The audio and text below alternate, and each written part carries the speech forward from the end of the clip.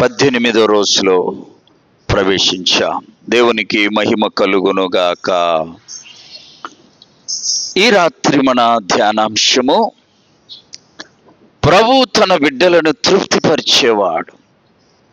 మొదటగా క్షామకాలములో తృప్తిపరిచే దేవుడు. రెండవదిగా కృపతో తృప్తిపరిచే దేవుడు. మూడవదిగా మందిరపు మేలుతో తృప్తిపరిచే దేవుడు. ఈ రాత్రి తన క్రియలతో తృప్తిపరిచే దేవుడు. ఆమేన్. క్రియలు అనగా పనులు. క్రియలంటే పనులు. అంటే దేవుడు తన యొక్క పనులతో తన బిడ్డల్ని ఏం చేస్తాడు? తృప్తిపరుస్తాడు. తన క్రియలతో తృప్తిపరిచే దేవుడు. కీర్తనల గ్రంథం చూడండి, బైబిల్ ఉన్న వారందరూ కీర్తనల గ్రంథం 104 కీర్తన 13వ చరణం. తన గదులలో నుండి ఆయన కొండలకు జలధారలనిచ్చును, నీ క్రియల ఫలము చేత తృప్తి పొందొచ్చు ఉన్నది. దేవుడి వాక్యము ద్వారా మనతో మాట్లాడును గాక. దేవుడట తన బిడ్డలని తన క్రియలతో తన పనులతో ఏం చేస్తాడు? తృప్తిపరుస్తాడు. జాగ్రత్తగా వినండి. భూమి పుట్టినది మొదలుకొని, ఎప్పటి నుండి? భూమి పుట్టినది మొదలుకొని ఇప్పటి వరకు ఏ భక్తుణ్ణి కదిలించినా, జాగ్రత్తగా వినాలి, ఏ భక్తుణ్ణి కదిలించినా ఒక అద్భుత కార్యం చెబుతాడు. దేవుడు నా జీవితంలో అద్భుత కార్యము చేశాడు అని. ఇక్కడ మనం అందరం ఆలోచించాలి. నీ జీవితంలో ఎప్పుడన్నా ఒక అద్భుత కార్యాన్ని చూసావా? దేవుడు చేసే అద్భుత కార్యం ఒక్కటైనా నీ జీవితంలో ఉన్నదా? ఆలోచించము. అబ్రహామును కదిలిస్తాం. ఎవరిని? అబ్రహాం గారిని కదిలిస్తే అబ్రహాం గారు చెప్తాడయ్యా, దేవుడు నా జీవితంలో ఒక అద్భుత కార్యం చేశాడు. ఎలాగో తెలుసా? నా కొడుకును బలివ్వమన్నాడు. బలివ్వడానికి పర్వతం మీదకి తీసుకెళ్ళాను. ఆ బలిపీఠం కట్టాను, కట్టెలు వేర్చాను, కుమారుణ్ణి బంధించాను, బలిపీఠం మీద కుమారుణ్ణి పడుకోబెట్టాను, కత్తి తీసుకున్నానయ్యా. ఆ కత్తి ఎత్తి కుమారుని వధించబోయేకి దేవుడు నన్ను పిలిచాడు. చప్పట్లు కొట్టి ప్రభును మహింపరచాలి. అబ్రహామును కదిలిస్తే ఈ అద్భుతమైన కార్యాన్ని, లేక దేవుడు తన ఎడల చేసిన ఒక గొప్ప కార్యాన్ని గురించి చెప్పగలడు. ఆమేన్. వెంటనే నువ్వు ప్రశ్నించుకోవాలి, నీ జీవితంలో ఎప్పుడైనా ఒక అద్భుత కార్యాన్ని గురించి చెప్పగలవా?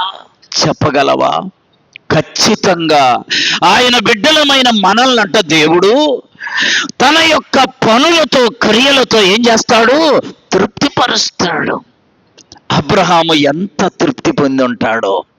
దేవుడు, అబ్రహామా ఆ పిల్లవాడిని ఏమీ చెయ్యకు అనగానే అబ్రహాము కడుపు నిండా, గుండె నిండా తృప్తిని పొంది ఉంటాడు. ప్రియులారా, చూసారా? నోవహును కదిలిద్దాం. నోవహు గారు, నీ జీవితంలో ఏదైనా దేవుడు చేసిన ఒక అద్భుత కార్యం ఉందా అని నోవహును అడిగితే నోవహు అంటాడు, అవునయ్యా, జలప్రళయం వచ్చి సర్వలోకములో ఉన్న జనులందరూ కొట్టుకొని పోతే, నీళ్ళల్లో నశించి పోతే దేవుడు నన్ను, నా కుటుంబాన్ని పైకి లేవనెత్తాడు. చప్పట్లు కొట్టి ప్రభును మహింపరచాలి. నోవహు చెబుతాడు ఆ మాట. నోవహు చెప్తాడు. మరి నీ జీవితంలో ఒక అద్భుత కార్యం ఉందా? దేవుడు ఒక గొప్ప పని నీ జీవితంలో చేశాడా? రాత్రి బాగా ఆలోచించాలి. ఒక్క అద్భుత కార్యమైన సాక్ష్యం చెప్పడానికి మన జీవితాల్లో ఉండునుగాక. ఆమేన్.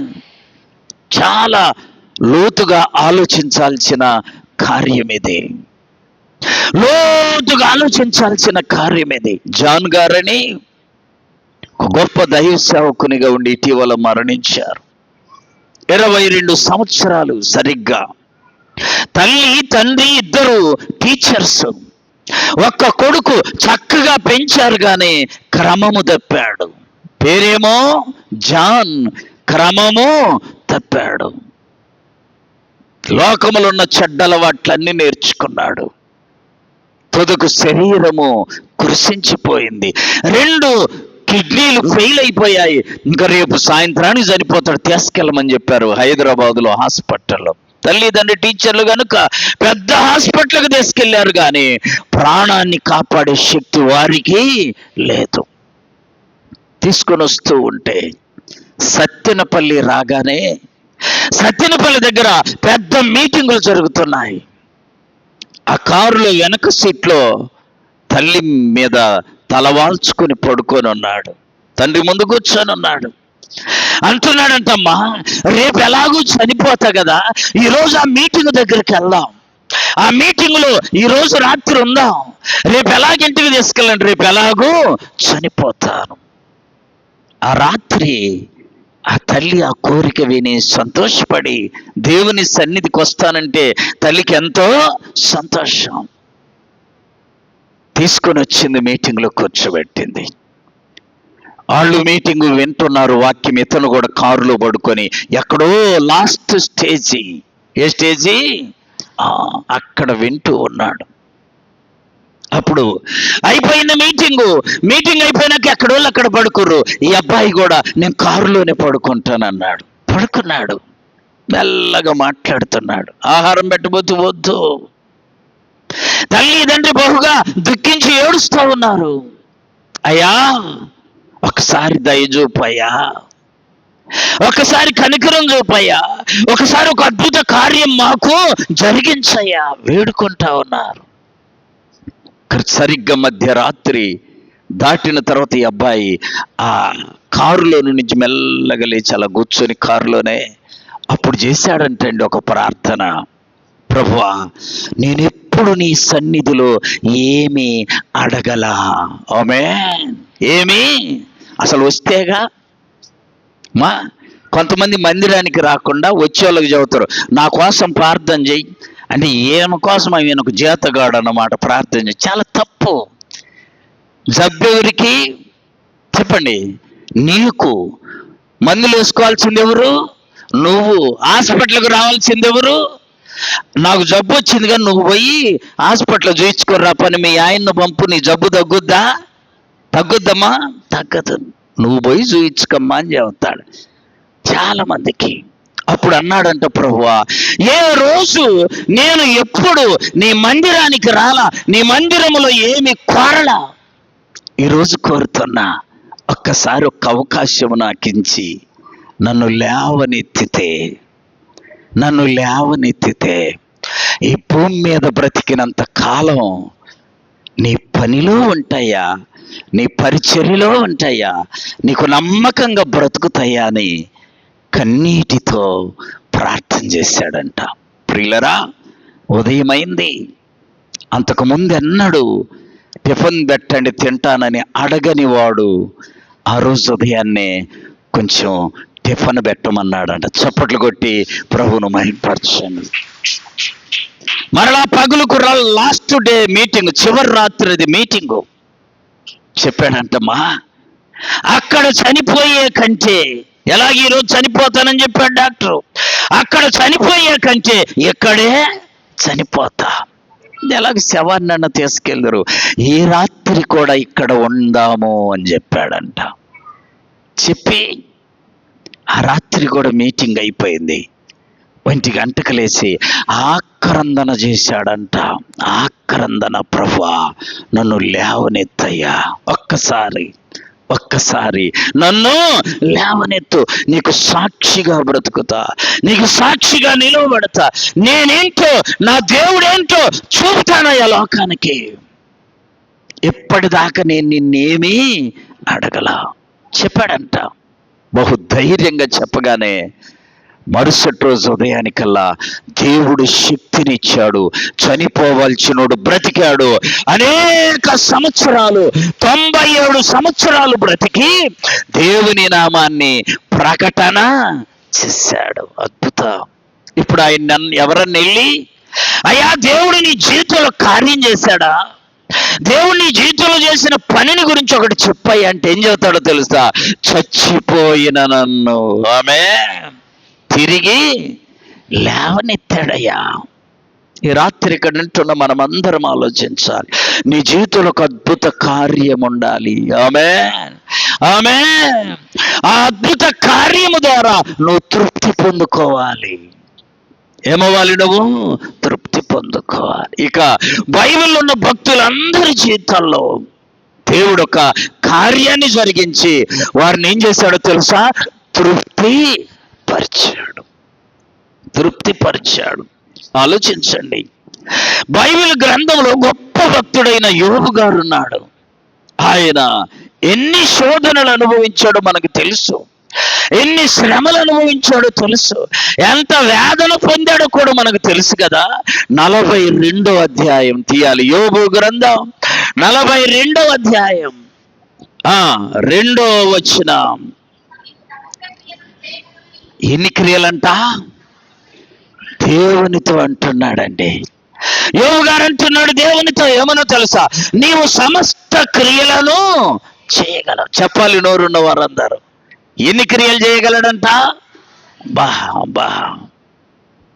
నీవు సమస్త క్రియలను చేయగలవనియు నీవు ఉద్దేశించినది ఏది నిష్ఫలము కానేరదనియు నేనిప్పుడు తెలుసుకున్నాను. యోబు గారిని ఎవరైనా కదిలించాయా? దేవుడు నీ జీవితంలో ఏదైనా ఒక అద్భుత కార్యం చేశాడా? లెక్కలేనన్ని అద్భుత కార్యాలు. ఎంతమంది పిల్లలు యోబు గారికి? అమ్మా ఎంతమంది? 10 మంది బిడ్డలు, 10 మంది పిల్లలు, 3 కుమార్తెలు, 7 కుమారు. పూర్వం అంత ఎట్లుండేది? ఒక్కొక్క ఇంట్లో 12 మంది, 15 మంది. ఈ ఫ్యామిలీ ప్లానింగ్ ఒకటి అడ్డం వచ్చింది కానీ లేకపోతే ఒక్కొక్క ఇంట్లో 1 2 డజన్లు మస్తుగా 2 ఇండ్లు కలిస్తే సంఘం అయ్యేది. ఎవరితో పని ఉండేది కాదు.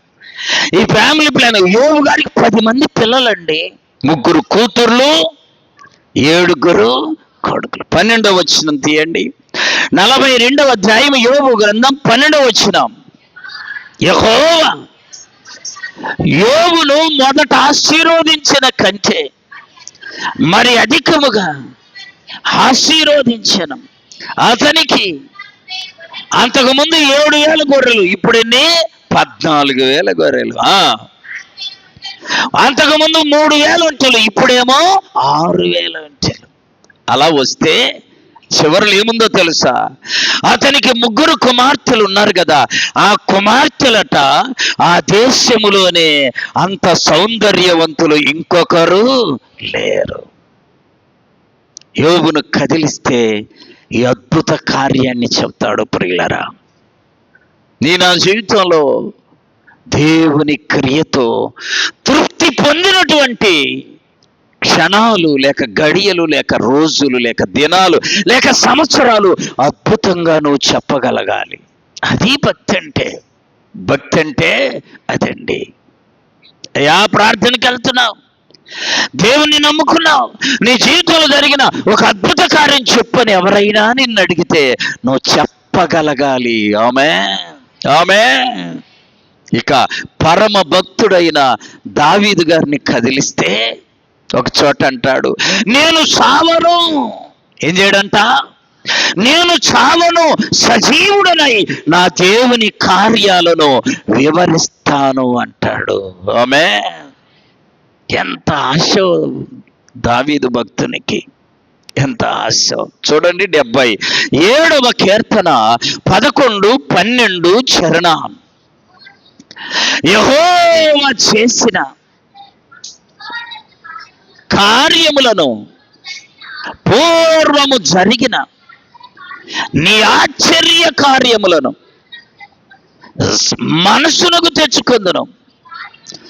నీ కార్యమంతటిలో నేనేం చేస్తాను? ధ్యానించుకుంటానయ్యా. నీ క్రియలను నేను ధ్యానించుకుంటానయ్యా. దేవుడు ఎంత గొప్ప కార్యం చేశాడు, దేవుడు ఎంత గొప్ప కార్యం చేశాడు. ప్రియులరా, బైబిల్లో ఉన్న ఆశీర్వాదాలని చదువుకొని ఊరుకోవడానికి కాదు. ఆమేన్, ఆమేన్. మనం అనుభవించటానికి. ఆమేన్. ఇప్పుడు నువ్వు ఒక మంచి వస్త్రాలు కొనుక్కొచ్చుకున్నావు, బీరువాలో పెట్టి చచ్చిపోయిందాక చూసుకోవడానికి కాదు. ఆ వస్త్రాలు ఏం చేయాలి? ధరించుకోవాలి. అర్థమైందా? యేసయ్య చేసిన అద్భుత కార్యాల గురించి వింటున్నాం, మంచిదే, చదువుతున్నాం, ధ్యానిస్తున్నాం. మన జీవితంలో కూడా అద్భుత కార్యాలు ఏమవ్వాలి? జరగాలి. ఆమేన్. ఆశ్చర్య కార్యాలను చూడాలి.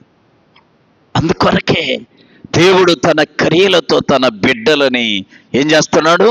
తృప్తిపరుస్తా ఉన్నాడు. యోబు గ్రంథం 42వ అధ్యాయం 5వ వచనంలో ఒక మాట ఉంది.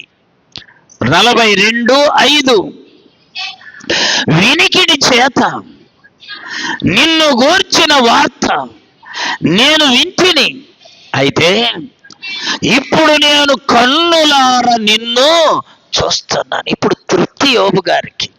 అయ్యా, నీ శరీరం ఎట్టయిపోతే ఏమైందిరా? నాకు దేవుడు కనపడ్డాడు. ఆమేన్. అయ్యా, నీ ఆస్తి అంతేమంది ఏమైనా పర్లేదయ్యా, నాకు దేవుడు కన్నులార దేవుణ్ణి నేను చూశాను. ప్రియులారా, తర్వాత అన్నీ వచ్చాయి. ప్రభువు మనతో ఉంటే అన్నీ వస్తాయి. ఆమేన్. ఆమేన్. గమనించండి, నువ్వు ఒక అద్భుత కార్యాన్ని చూడాలి. ఈ 21 రోజు ఉపవాస ప్రార్థన ద్వారా నీ జీవితంలో ఒక అద్భుత కార్యాన్ని చూసి దేవుని యందు నువ్వు తృప్తి పొందాలి. ఆమేన్. అది నిజమైన భక్తి. ఏదో వచ్చాము పోయాం కాదండి. నిజమైన భక్తి ఏంటంటే ఇందులో ఉన్న ప్రతి ఆశీర్వాదాన్ని మనము అనుభవించుదుముగాక.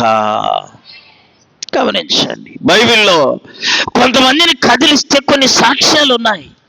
హన్నాను కదిలించారని ఎవరన్నా వెళ్ళి ఏం చెబుతా తెలుసా? నేను దేవుని యొద్దకు వెళ్ళి, దేవుని మందిరానికి వెళ్ళి ఒక మంచి గొప్ప కుమారుణ్ణి పొందుకున్నానయ్యా, సంపాదించుకున్నాను. చెప్పగలదామా? ప్రియులారా, ఎలిజబెత్ అమ్మను కదిలించారని ఎవరన్నా చెబుతుందయ్యా? వృద్ధాప్యములు దేవుడు నన్ను కనికరించి గొడ్రాలని నిందను తీసివేశాడు. అలాగే హాగరును కదిలించారని ఎవరన్నా? హాగరు నీకు అసలు దేవుడు తెలుసా? తెలవడం ఏంటండి? నీళ్లు లేని పరిస్థితిలో, ఇక నేను నా కుమారుడు చచ్చిపోయే పరిస్థితుల్లో ఆ దేవుడే నన్ను పేరు పెట్టి పిలిచాడయ్యా, నా కొరతను తీర్చాడయ్యా, ఆ దేవుని నేను ఎరుగుదునయ్యా అని చెప్పొద్దు. నువ్వు చెప్తావా? నువ్వు చెప్పగలవా? నువ్వు చెప్పగలగాలి. ఆయన క్రియలతో నీవు తృప్తిని పొందుకోవాలి. చివరకు రాహాబు అని ఒక వేశ్య ఉంది. ఆమె కూడా ఎవరైనా వెళ్ళి రాహాబు నీకు దేవుడు తెలుసు అంటే, అవునయ్యా నేను వేశ్యనైనా దేవుడు కనికరించాడు, నన్ను నా తండ్రి కుటుంబాన్ని నశించిపోకుండా కాపాడాడు. చెప్పగలిగింది. ఎంత తృప్తో ఆమెకి, ఎంత తృప్తో. చూడండి, నిర్గమకాండం 9వ అధ్యాయము 6వ వచనం. నిర్గమకాండం 9:6. మరునాడు యెహోవా ఆ కార్యము చేయగా ఐగుప్తీయుల పశువులన్నీ చనిపోయెను గాని ఇశ్రాయేలీయుల పశువులలో ఒక్కటి కూడా. ఎంత గొప్పతనం అండి! ఈ కార్యం ఇశ్రాయేలీయులు కదిలిస్తే వారు చెప్పగలుగుతారు ప్రియులరా. ఏమని? అయ్యా, మేము ఐగుప్తీయులు ఇశ్రాయేలు కలిసే ఉన్నారు. ఎలా ఉన్నారు? కలిసి ఒకే స్థలంలో ఉన్నారు, ఒకే దేశంలో ఉన్నారు. ఆ రాత్రికాల సమయంలో దేవుడు తన సింహాసనము దిగి వచ్చి ఆ రాత్రి తన ప్రజలను దర్శిస్తే ఐగుప్తీయుల ఇళ్లల్లో ప్రతి ఇంటిలో ఒక శవం ఉంది. ఆ పశువులన్నీ చనిపోయాయ్యా. ఇశ్రాయేలీయుల ఇళ్లలో ఒక్క పశువు కూడా. ఎంత అద్భుతం! ఈ క్రియను చూసి ఇశ్రాయేలీయులు తృప్తి పొందిరి. ఆమేన్. ఆమేన్. నీ పక్కింటోడు పడిపోయాడు, నువ్వు నిలిచి ఉన్నావనుకో, నీ భక్తికి ఆధారం అదే అని ఎంతగానో తృప్తి పొందుతావు, ఎంతగానో తృప్తి పొందుతావు. ప్రభు బిడ్డలమైన మనం అన్యులను చూసినప్పుడు ఒక తృప్తి ఉంటుంది. ఏమనో తెలుసా?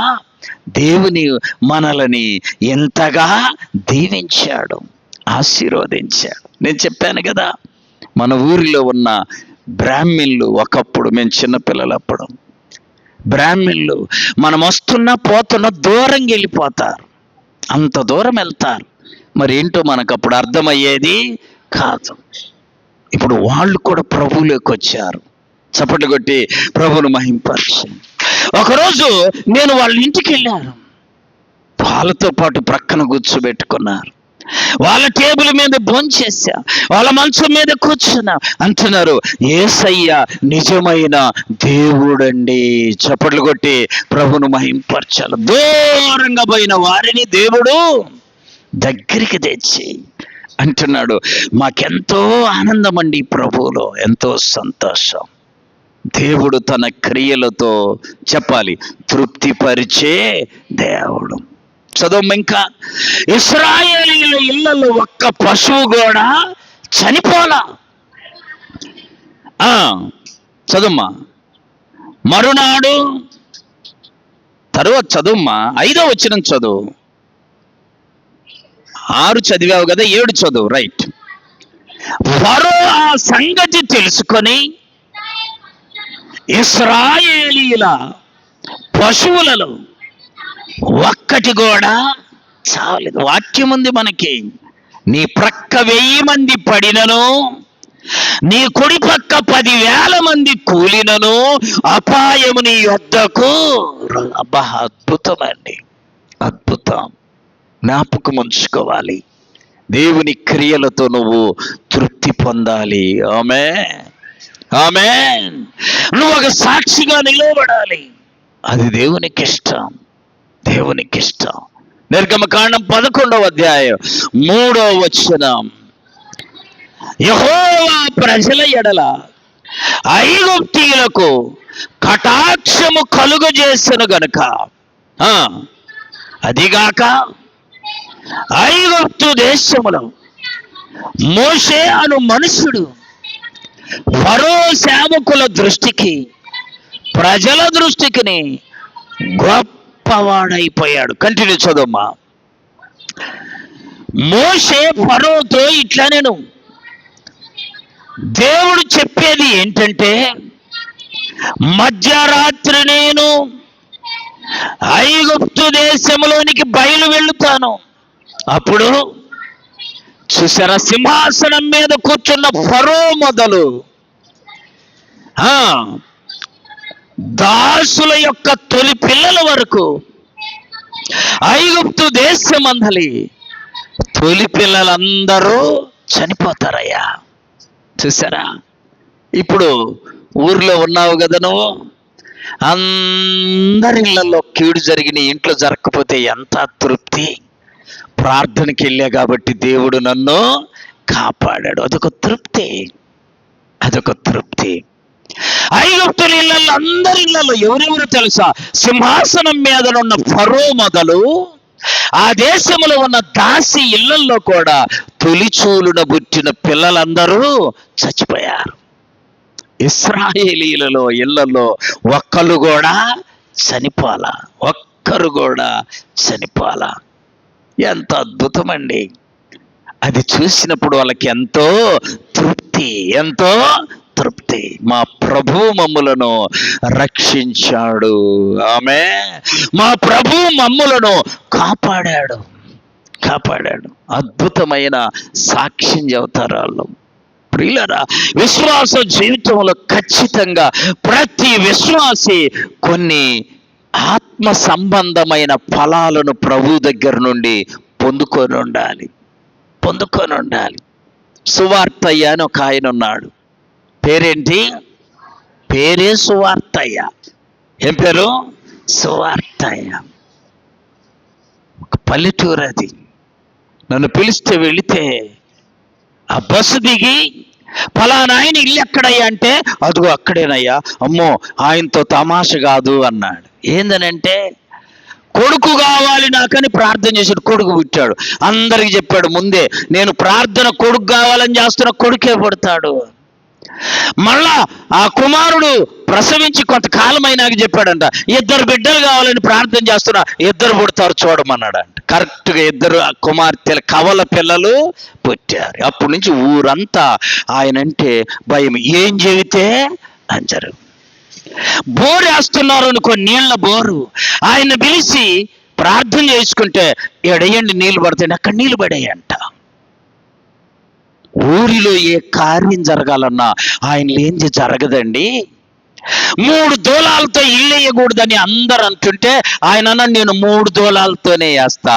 నాకు తండ్రి, కుమార, పరిశుద్ధాత్మ నా దేవుడు చూడండి అని వేస్తే, ఆ తుఫాను వస్తే అందరి ఇల్లులు పడిపోయాయి, ఆయన ఇల్లు పడిపోలే. ఒక అద్భుతం, ఒక సాక్ష్యం. ఆయనంటే సామాన్యుడు కాదండి అని నేను ఆ బస్సు దగ్గర నుండి వాళ్ళ ఇంటికి వెళ్ళే లోపే 10 సాక్ష్యాలు చెప్పాడు. ఆమె 10 సాక్ష్యాలు, ఒకటి కాదు, 10 సాక్ష్యాలు చెప్పాడు. ప్రియులరా, ఈ భూమి మీద మనము ఎంత కాలము జీవిస్తామో తెలియదు, కానీ జీవించినంత కాలములో దేవుని క్రియలతో మనం ఏమవ్వాలి? తృప్తి పొందాలి. ఆమేన్. ఏమవ్వాలి? తృప్తి పొందాలి. బైబిల్లో చూడండి, దేవుని యొక్క పరిశుద్ధ గ్రంథంలో మనం చూస్తే,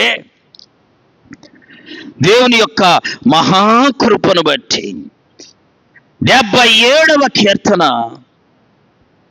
14వ చరణం, 77వ కీర్తన 14వ చరణం, ఆశ్చర్య క్రియలను జరిగించు దేవుడు నీవే, జనులలో నీ శక్తిని నీవు ప్రత్యక్షపరుచుకొని ఉన్నావు. దేవుని శక్తి ఏంటో నీకు తెలియాలి, దేవుని బలమేంటో నీకు తెలియాలి, దేవుని క్రియలేంటో నీవు తెలుసుకొని చూసి అనుభవించి వాటి ద్వారా నువ్వేమవ్వాలి? తృప్తి పొందాలి. 104వ కీర్తన 31వ చరణం, యెహోవా మహిమ నిత్యముండునుగాక. యెహోవా తన క్రియలను చూసి ఆనందించువాడు. ఆమె తన క్రియలను చూసి ఏం చేస్తాడు? ఆనందిస్తాడు. 105వ కీర్తన 5, 6 చరణాలు, ఆయన దాసుడైన అబ్రహాము వంశస్థులారా, ఆయన ఏర్పరచుకున్న యాకోబు వంశస్థులారా, ఆయన చేసిన ఆశ్చర్య కార్యములను జ్ఞాపకము చేసుకొనడి, ఆయన చేసిన సూచక క్రియలను, ఆయన నోటి తీర్పులను జ్ఞాపకము చేసుకోవాలి. నీకు అసలు ఉంటేగా ఆయన నోటి తీర్పులు, నీ ఎంట వంట నోటి తీర్పులు ఉండాలి. వినుకొండలో హైదరాబాద్ వెళ్ళడానికి బస్సు ఎక్కి హైదరాబాద్ వెళ్తుంది. తెల్లవారుజాము 3 అయింది. మాచర్లు చెలేకి అందరు టీ కొరకు దిగారు. నేను కూడా దిగా, టీ తాగా. మళ్ళా వచ్చే లోపు నా ముందు సీట్లో వెనకాల ఉన్నోడు వచ్చి కూర్చోండు. నాకు అలవాటు ఏంటంటే, బైబిల్ సంచి నా వెంట ఉండిద్ది, నేను ఎక్కడ పెట్టను దాన్ని, నా దగ్గరే పెంచుకుంటాను. నాకు అదొక అలవాటు. బైబిల్ సంచి అక్కడ పెట్టుకుంటే సంచితో పాటు దిగాను. టీ తాగి వచ్చేళ్ళకి ఏరే వాడు వచ్చి కూర్చోండు. అయ్యా, ఈ సీటు నాది, నువ్వేం పెట్టలేదు దీని మీద, నీదని ఏమి దీని మీద వెయ్యలేదు, నీదని ఎట్లా తెలుసు, దీని మీద ఏం లేదు కాబట్టి ఏం లేదన్నాడు. ఏంది ఇతను ఇలా మాట్లాడుతున్నాడు? తెల్లవారుజాము ఎందుకు లీడితే గోలని నేను వెనకాల వెళ్ళి కూర్చున్నా. బస్సు మాచర్ల నుండి నాగార్జున సాగర్ వస్తుంది, దాటుతుంది. చలికాలం. ఆ అద్దం ఆ చలి దెబ్బకు పెట్టున బగిలి వాడి మూతి మీద పడి పచ్చడి అయిపోయింది మూతంతా. నేను వెనకాలండి, దేవుని కార్యం కదా నన్ను తప్పించాడు, నేను తృప్తి తృప్తి పొందాను. దేవా, అంత ప్రమాదము నన్ను తప్పించావా. వాడికి ఆ బుద్ధి పుట్టించిండు, నన్ను భద్రంగా తీసుకెళ్ళి వెనక కూర్చోబెట్టి. అందరూ చాటుకెళ్ళి చూస్తుంటే వాళ్ళేసి నాకెళ్ళి చూస్తుండు. సత్యమండి జరిగింది. నాకెళ్ళి చూసి, అయ్యా నీ సీట్లో నేను ఇప్పుడు ఒప్పుకుంటుండు, నీ సీట్లో నేను కూర్చున్నందుకు దేవుడు మంచి పని చేశాడయ్యా. అయ్యా నువ్వేం చేస్తావయ్యా? నేను దేవుని అయ్యా నీ జోలు రావడం తప్పైంది. చూసారా, తన క్రియల ఫలముతో దేవుడు ఏం చేస్తాడు? తృప్తిపరుస్తాడు. వాడిని దించి ముఖానికి కట్లు కట్టి అంతా గందరగోళం చేసుకుని అంతా తీసుకొచ్చి కూర్చోబెడుతుంటే వాడు అంటుండ, అయ్యా నీ సీట్లోకి ఇప్పుడు నువ్వే పోయి కూర్చోయ్యా, నా సీట్లోకి నేను వెళ్తా. ఇంకేం ప్రమాదం ఉంది? అయిపోయింది ప్రమాదం కదా. దేవుడు తన బిడ్డలకి తన క్రియల ద్వారా తృప్తి అనుగ్రహిస్తాడు. కొన్ని వందలండి. ఈ రాత్రి ఆలోచించండి, ప్రభువు నీ జీవితంలో ఒక అద్భుత కార్యాన్ని చేయాలి. ఆ కార్యము చూసి నువ్వు తృప్తి పొందాలి. ఆమేన్. నిన్ను అడిగితే ఎవరైనా చెప్పగలగాలి, ఇదిగో దేవుడు నాకు ఈ గొప్ప కార్యం చేశాడని నువ్వు వివరించగలగాలి. అప్పుడు దేవుడు నిన్ను చూసి సంతోషిస్తాడు. ఆమేన్. చూడండి, దేవుని యొక్క వాక్యములో మనం చూస్తే ప్రియులరా, అద్భుతమైనటువంటి వాక్యాలు. యోబు గ్రంథం 5వ అధ్యాయము 9, 10 వచనాలు. యోబు గ్రంథం 5వ అధ్యాయము 9, 10. ఆయన పరిశోధింపజాలని ఏ కార్యాలు? మహాకార్యములను, లెక్కలేనన్ని అద్భుత క్రియలను చేస్తాడమ్మా. అద్భుత క్రియలను చేస్తాడు. ఆమేన్. ఈ అద్భుత క్రియలు నువ్వు నేను స్వతంత్రించుకోవాలి. ఏదో ఒకరు పొందారంటే విని ఊరుకోవడం కాదు, నీ జీవితంలో కూడా ఇటు అద్భుత కార్యాలను నువ్వేం చేయాలి? స్వతంత్రించుకోవాలి. బాపట్లలో ఒక తల్లి భర్త చనిపోతే తన కుమారుణ్ణి అలా చదివించి డిగ్రీ చేయించింది. 77లో దివి తుఫాన్ అని ఒకటి వచ్చింది. అప్పుడు ఊర్లూర్లు కొట్టకపోయాయి. చూడండి, ఆమె ఈ విధవరాలుగా ఉంది, చక్కగా అబ్బాయిని చదివించుకుంది, చిన్న పూరిళ్ళు, ఆ ఊరు కొట్టుకొని పోతుంది. ఈమె ఆ అబ్బాయిని తీసుకుని ఎక్కడికి వెళ్ళలేక, ప్రభువా నన్ను నా కుమారుణ్ణి ఈ తుఫానులో నుండి కాపాడ. చాప మీద ఉండి ప్రార్థన చేస్తుంటే నీళ్ళు వచ్చాయంటే ఎత్తున ఇంట్లోకి. ఊరందరూ వెళ్ళిపోయినారు. ఈమె వెళ్ళడానికి ఆలోచన రాకుండా ప్రార్థన చేస్తూ ఉంది. తర్వాత దేవుడు అంటున్నాడంట, నా కుమార్తె నువ్వు లేచి మంచం మీద నువ్వు నీ కుమారుడు ప్రార్థన చేయండి. ఆమేన్. ఇది చెప్పినానని మళ్ళీ ఇప్పుడు మీరు మంచాల మీదనే చేశారు ప్రార్థన. అది తుఫాను వచ్చినందుకు అలా చేయమన్నాడు. అర్థమైందా? కొంతమంది చెమ్ము నీళ్ళు తీసుకొని తండ్రి దేవుడు అని బండుకునేది ప్రార్థన అనుకుంటే తప్పు. ఆమె మంచం ఎక్కి మంచం మీద మోకరిల్లి ప్రార్థన చేస్తా ఉందంట. వినండి, నీళ్లు మనిషి ఎత్తు కంటే ఇంకా ఎత్తు వచ్చేసాయి. అద్భుతం ఏంటో తెలుసా? మంచాన్ని దేవుడు పైకి లేపాడు. చప్పట్లు కొట్టి ప్రార్థన చేయాలి.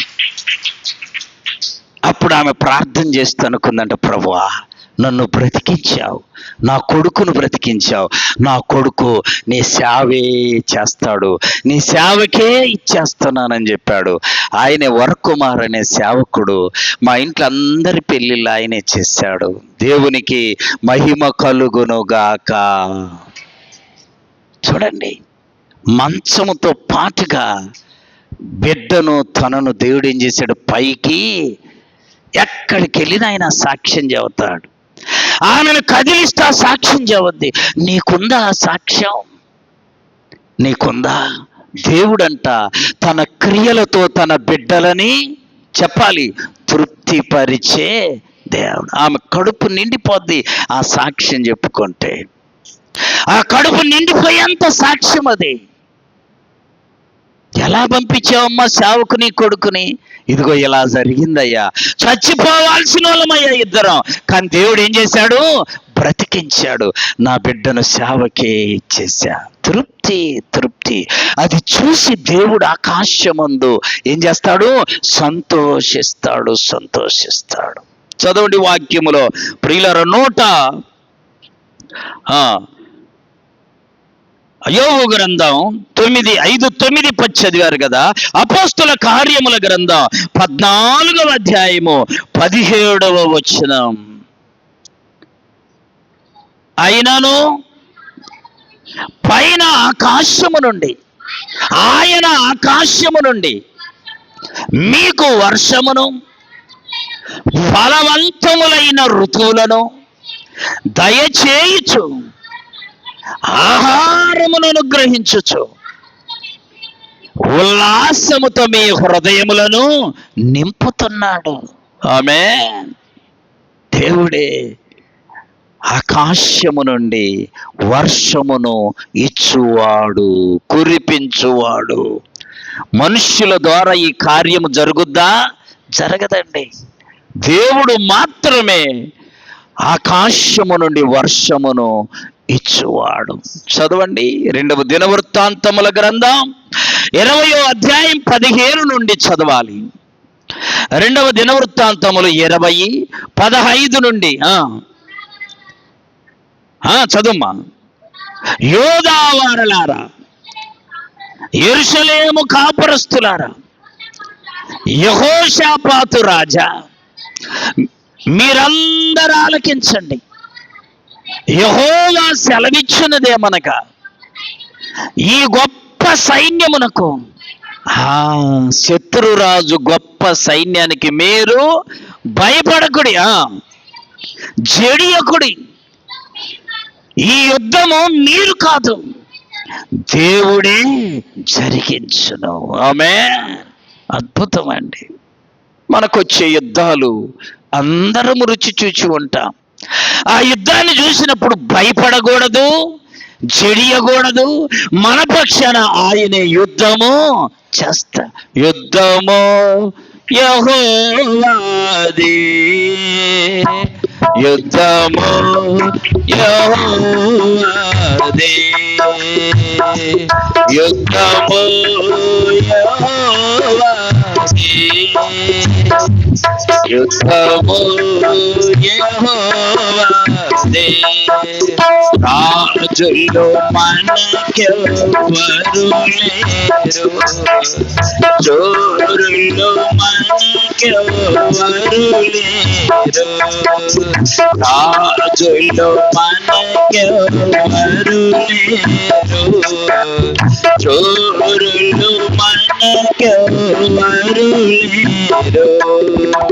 సైన్యములకు అధిపతి యెహోవా సైన్యములకు అధిపతి యెహోవా యుద్ధము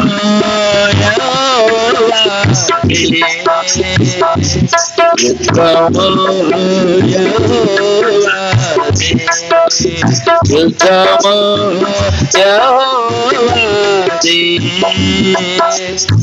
యుద్ధము యెహోవాది. ప్రియులారా, అక్కడ ఇంకో కొన్ని మాటలు అంటాడు. చదువుమా. ఈ యుద్ధము మీరు కాదు, దేవుడే జరిగించను. రేపు మీరు వాళ్ళ మీదకి వెళ్ళండి, వారు ఏ మార్గాన వచ్చేది చెబుతున్నాడు. మనం ఏ మార్గాన వెళ్ళవలసింది కూడా దేవుడే తెలియజేస్తాడు. ఇటీవల జరిగిన ఇంకొక కార్యం చెప్పన. మా ఇంటి ముందు బూజు చెట్టు ఉంది అమ్మా. బూజు చెట్టు ఒకటి ఉంది. ఆ కాయలు ఈ కింద బండు పిల్లలన్నీ తీయను, ఆ బూజు అంతా మా ఇంటి మీదకి రా. ఆ చెట్టు మేమేలా ఎవడో వేసాడు, ఆ రోడ్డు మీద పడింది. దాన్ని కొట్టించడానికి చాలా ప్రయత్నాలు చేశాం.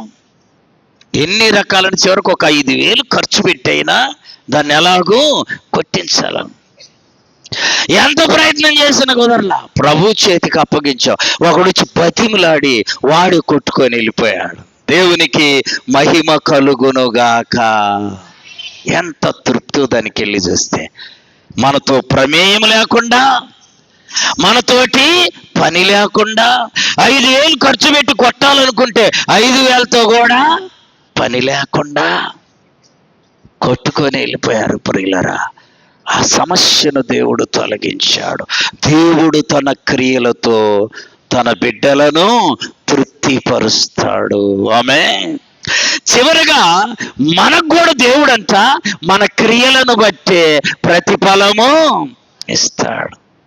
ఆయన తన క్రియలను మనకు జరిగించి తృప్తిపరిచి మన క్రియలను బట్టి ఆయన ప్రతిఫలము ఇస్తాడు. చదవండి, ప్రకటన గ్రంథం 22వ అధ్యాయం. ప్రకటన గ్రంథం 22వ అధ్యాయమా. ఇదిగో త్వరగా వచ్చుచున్నాను, వాని వాని క్రియల చొప్పున ప్రతి వానికి ఇచ్చుటకు సిద్ధపరిచిన జీతం.